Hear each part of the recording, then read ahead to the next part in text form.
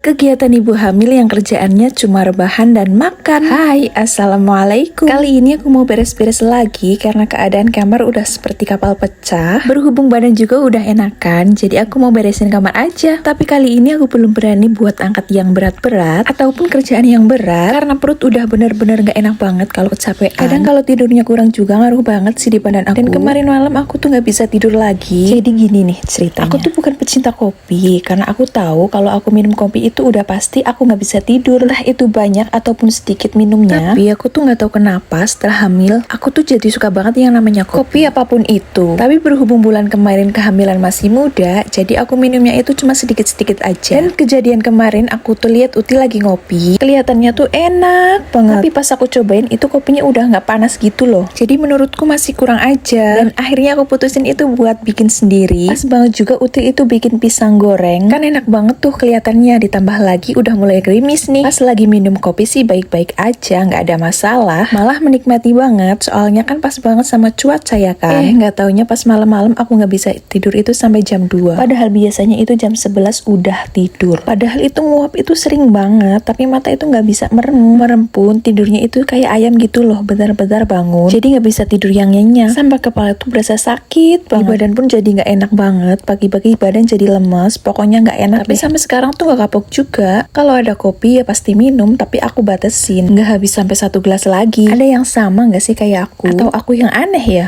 Ya udah, lanjut beresin kamar aja. Ini aku lanjut buat sapu kamar, setiap sisi aku sapuin. Tapi kali ini aku nggak pel ya, karena lagi ngurain kerja berat. Dan kemarin pun abis dipel juga sih, jadi masih belum melekat banget di kaki. Dan aku pun sempet nggak ke tempat produksi, karena aku bener-bener mau tiduran aja di rumah. Karena kepala tuh berasa pusing. Orang kalau kurang tidur pasti nggak enak kan, kepala pasti sakit gitu. Nah, ini ditambah pas lagi hamil, jadi kan tambah nggak enak badannya. Dan berhubung videonya udah mau habis, jadi terima kasih yang udah nonton video kali ini.